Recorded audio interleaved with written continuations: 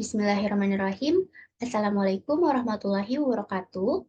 Sebelumnya perkenalkan nama saya Anissa Mayada dari kelas 3D dengan MPM 22163-15004, Program Studi Pendidikan Matematika, Universitas Singapura Bangsa Karawang.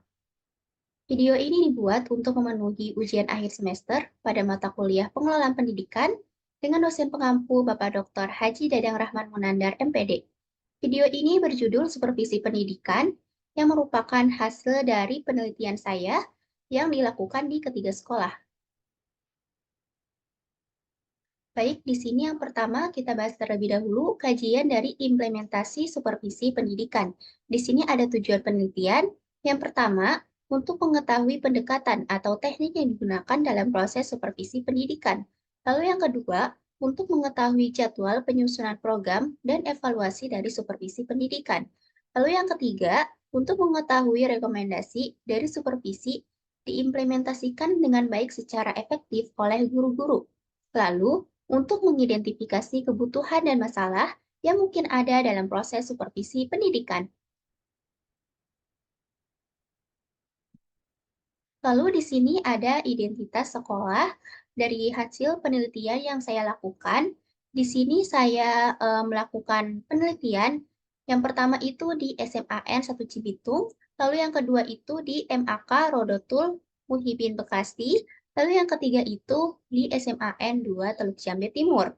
Nah, identitas sekolah yang tertera di sini, selain ada nama sekolah, di sini ada nama kepala sekolah, ada NPSN, kemudian akreditasi, kemudian alamat sekolah, status kepemilikan, SK pendirian sekolah, tanggal SK pendirian, SK izin operasional, tanggal SK izin operasional, luas lahan, dan telepon sekolah.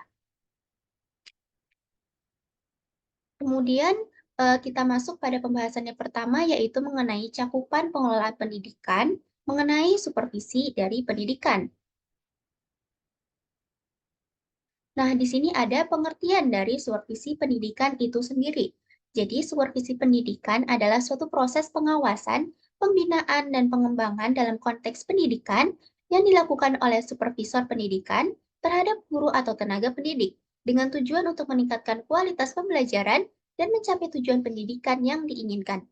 Supervisi pendidikan melibatkan pengamatan, bimbingan, dan umpan balik yang konstruktif terhadap praktik pengajaran serta upaya untuk meningkatkan kompetensi guru melalui pengembangan profesional yang berkelanjutan. Kemudian di sini ada tujuan dari supervisi pendidikan. Menurut Mulyasa, di tahun 2013, tujuan dari supervisi pendidikan adalah sebagai berikut. Yang pertama itu untuk membina kepala sekolah dan guru-guru untuk lebih memahami tujuan pendidikan. Lalu yang kedua itu untuk membantu kepala sekolah dan guru-guru dalam mengadakan diagnosis secara kritis. Lalu yang ketiga itu untuk membantu kepala sekolah untuk mempopulerkan pengembangan program pendidikan. Lalu selanjutnya, memperbesar semangat guru-guru dan meningkatkan motivasi berprestasi. Selanjutnya, membantu kepala sekolah dan guru-guru dalam mengevaluasi kegiatan sekolah. Lalu yang terakhir itu untuk mengembangkan rasa kesatuan dan persatuan di antara guru. Kemudian di sini ada fungsi dari supervisi pendidikan. Menurut Mariono di tahun 2011, fungsi dari supervisi pendidikan adalah sebagai berikut. Yang pertama itu sebagai penelitian, yang kedua itu sebagai penilaian, yang ketiga itu sebagai perbaikan, dan yang keempat itu sebagai pembinaan. Lalu selanjutnya di sini ada manfaat dari supervisi pendidikan. Yang pertama itu untuk meningkatkan kualitas pengajaran, lalu untuk mengembangkan profesionalisme guru, kemudian untuk mendorong inovasi dan perubahan pada sekolah, kemudian untuk membantu dalam mengidentifikasi kebutuhan dan masalah, kemudian untuk meningkatkan keterlibatan orang tua dan masyarakat, kemudian untuk meningkatkan efektivitas manajemen dan administrasi. Kemudian di sini ada tahapan-tahapan dari proses supervisi pendidikan. Yang pertama itu adalah perencanaan, lalu yang kedua itu adalah pengamatan, lalu yang ketiga itu adalah identifikasi kebutuhan dan masalah, lalu yang keempat ada pemberian umpan balik, yang kelima ada proses tindak lanjut, yang keenam ada penerapan, yang ketujuh ada proses evaluasi, dan yang terakhir itu adalah tahapan refleksi. Lalu di sini ada jenis-jenis dari supervisi pendidikan. Yang pertama itu ada supervisi akademik, lalu ada supervisi administrasi, lalu ada juga supervisi lembaga. Nah, di sini kita bahas satu persatu mengenai jenis-jenis dari supervisi tadi. Yang pertama kita bahas dulu mengenai supervisi akademik. Supervisi akademik itu merupakan rangkaian aktivitas untuk memberikan bimbingan, mengawasi, serta mengevaluasi perkembangan guru dan prestasi akademik siswa. Tujuan dari supervisi akademik adalah untuk meningkatkan kualitas pengajaran yang diberikan oleh guru. Hal ini dapat mencakup pengembangan metode pengajaran yang lebih efektif, penerapan strategi pembelajaran inovatif, dan perbaikan dalam manajemen kelas. Lalu yang kedua itu adalah supervisi administrasi. Supervisi administrasi adalah tindakan pengawasan yang difokuskan pada evaluasi oleh supervisor terhadap aspek-aspek administratif yang mendukung pelaksanaan proses pembelajaran. Tujuan dari supervisi administrasi adalah untuk meningkatkan efisiensi dalam menjalankan proses administratif di lingkungan pendidikan. Hal ini termasuk pengelolaan sumber daya, pengaturan jadwal, manajemen fasilitas, dan aspek administratif lainnya untuk mendukung kelancaran kegiatan pembelajaran. Lalu yang ketiga itu adalah supervisi lembaga. Supervisi lembaga adalah kegiatan pengamatan supervisor terhadap aspek-aspek yang berada di sentral lembaga pendidikan, seperti pengelolaan keuangan dan manajemen sumber daya manusia. Tujuan dari supervisi lembaga adalah untuk meningkatkan kualitas keseluruhan lembaga pendidikan. Hal ini mencakup evaluasi dan perbaikan pada semua aspek yang terkait dengan fungsi lembaga, seperti kebijakan, manajemen, keuangan, kurikulum, dan lingkungan belajar. Nah, pembahasan yang kedua itu mengenai hasil penelitian dari ketiga sekolah. Yang pertama kita bahas dulu sekolah yang pertama yaitu SMAN 1 Cibitung. Nah, dari hasil penelitian yang saya dapatkan melalui metode wawancara, jadi dari narasumber itu mengatakan supervisi pendidikan di sekolah ini terdiri dari supervisi guru dan supervisi tenaga kependidikan. Supervisi untuk guru itu dilakukan dalam 3 proses kegiatan, yaitu supervisi administrasi pembelajaran, kemudian dilaksanakan kunjungan kelas, dan yang terakhir itu ada kegiatan refleksi. Supervisi untuk guru dilaksanakan setiap semester, sedangkan supervisi tenaga kependidikan dilaksanakan 1 kali dalam 1 tahun. Penyusunan jadwal supervisi pendidikan di awal tahun ajaran, dan proses supervisi biasanya dilaksanakan pada awal bulan Oktober. Dalam proses supervisi ini terdapat format-format penilaian yang dipegang oleh supervisor untuk mengetahui seberapa efektivitas proses pembelajaran. Setelah selesai kegiatan supervisi pendidikan, kepala sekolah atau disebut juga supervisor itu mencatat dan melaporkan hasil program evaluasi sekolah ke Dinas Pendidikan untuk arahan yang lebih baik. Nah, sekolah yang kedua itu ada MAK Rodotul Muhibin Bekasi. Nah, menurut narasumber, di sekolah ini tahapan supervisi pendidikan terdiri dari prasupervisi, lalu ada proses supervisinya, dan yang terakhir itu ada pasca supervisi. Program supervisi pendidikan itu disusun pada awal semester, sedangkan proses evaluasi itu dilaksanakan setelah semua guru melewati tahap supervisi, yaitu di akhir tahun ajaran. Supervisi pendidikan di sekolah ini itu tersusun dan terjadwal, dan semua guru mengetahui jadwal supervisinya, sehingga mereka itu dapat menyiapkan rencana dalam menggunakan alat atau sumber-sumber belajar. Di sekolah ini tidak ada bentuk rapot pendidikan guru secara langsung, tetapi terdapat seminar untuk meningkatkan kualitas pendidikan guru. Metode yang digunakan setelah supervisi itu adalah metode klasikal, yaitu secara bersama-sama dalam menanggapi dan memberikan masukan. Kendala yang terjadi pada saat proses supervisi di sekolah ini itu adalah kekurangan tenaga supervisi yang mengakibatkan keterlambatan waktu untuk mensupervisi semua guru. Lalu yang terakhir itu ada di SMAN 2 Teluk Jambe Timur. Nah, menurut narasumber yang saya wawancarai, jadi supervisi pendidikan di sekolah ini itu terdiri dari supervisi guru yang dilaksanakan di semester ganjil dan semester genap. Penyusunan program supervisi dilaksanakan di awal tahun ajaran, yaitu pada awal bulan September. Sedangkan proses evaluasi dilaksanakan setelah semua guru melewati tahap supervisi. Pada tahap evaluasi, terdapat rekapan hasil supervisi yang diperoleh dari grafik hasil supervisi dari setiap guru mata pelajaran. Supervisi di sekolah ini terdapat instrumen penilaian yang terdiri dari saran dan tindak lanjut. Guru-guru di sekolah ini mengetahui jadwal supervisi pendidikan yang disusun oleh sekolah karena terdapat sosialisasinya. Pemberian umpan balik yang dilakukan pada tahap refleksi, yaitu mendiskusikan terkait kekurangan dan kelebihan dari setiap guru pada saat proses supervisi. Pengawas supervisi juga melakukan kunjungan ke sekolah ini untuk memberikan pembinaan. Salah satu terdapat kegiatan wawancara kepada kepala sekolah mengenai kegiatan dalam satu semester.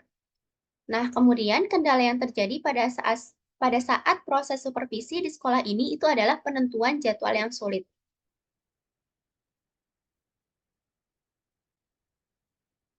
Lalu, pembahasan ketiga itu adalah kekuatan dan kelemahan dari ketiga sekolah. Yang pertama kita bahas dulu SMAN 1 Cibitung. Jadi kekuatan di sekolah ini yang pertama itu memiliki tahapan yang jelas, mulai dari supervisi administrasi pembelajaran hingga pada saat tahapan refleksi.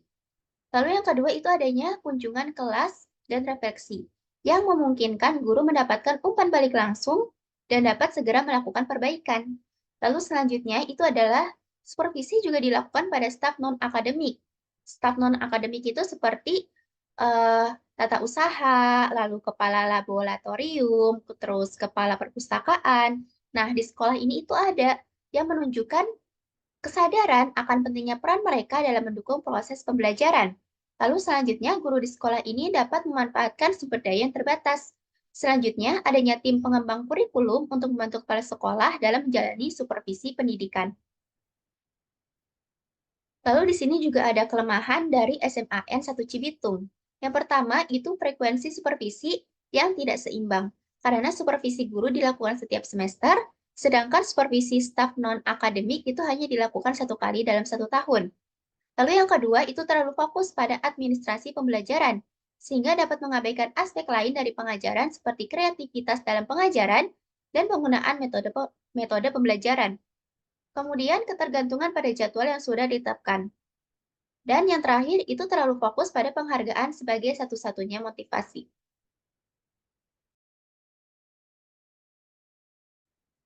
Di sini sekolah yang kedua yaitu MAK Rodotul Muhibin Bekasi. Nah, kekuatannya yang pertama, pelaksanaan supervisi pendidikan memiliki jadwal yang tersusun. Lalu yang kedua, melibatkan guru-guru dalam rapat-rapat pimpinan yang dapat memperkuat keterlibatan mereka dalam proses pengembangan program dan evaluasi.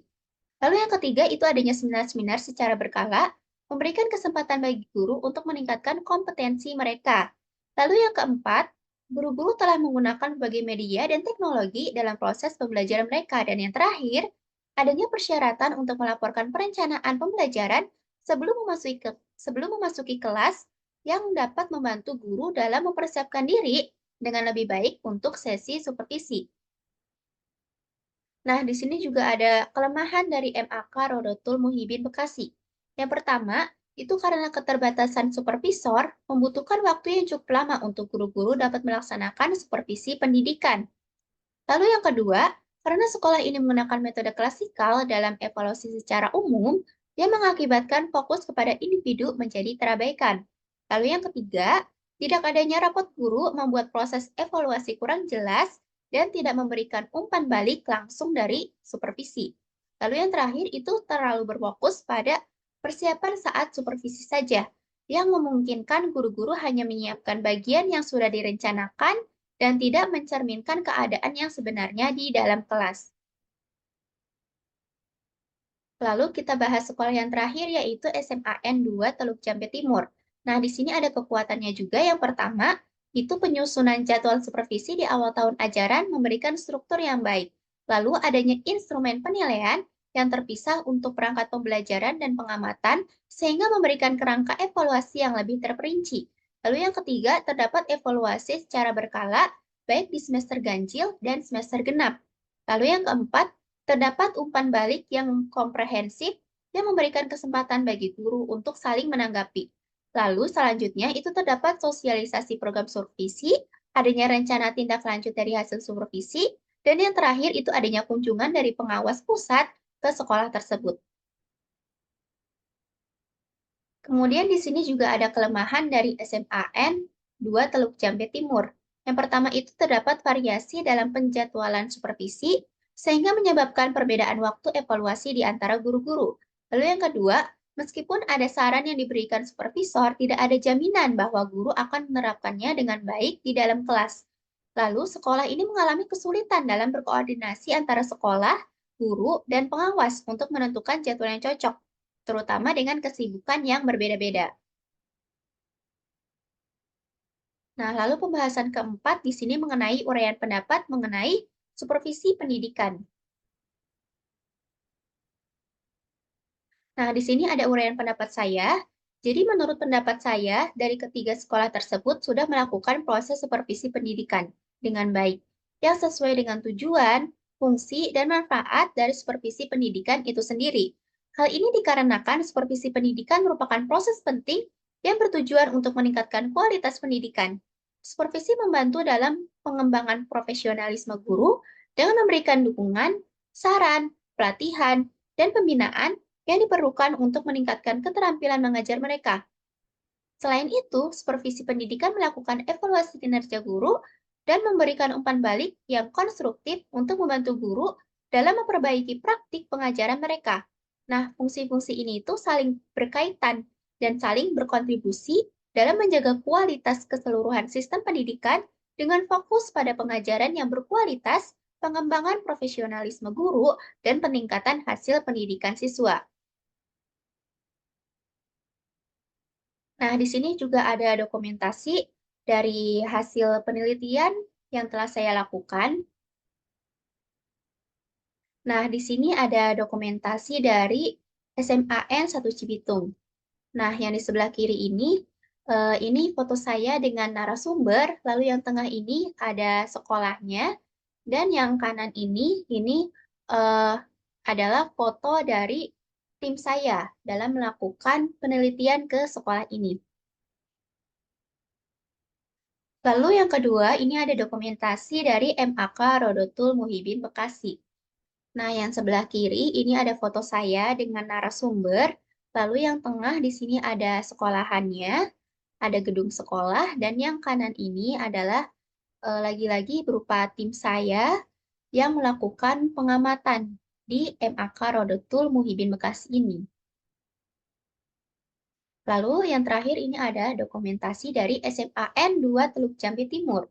Yang sebelah kiri ini ada foto saya dengan narasumber, lalu yang tengah ini ada foto dari gedung sekolahannya atau lingkungan sekolahannya, dan yang terakhir ini ada foto saya sendiri di depan gedung sekolahannya. Mungkin cukup sekian hasil penelitian yang dapat saya sampaikan. Kurang dan lebihnya saya mohon maaf. Terima kasih. Wassalamualaikum warahmatullahi wabarakatuh.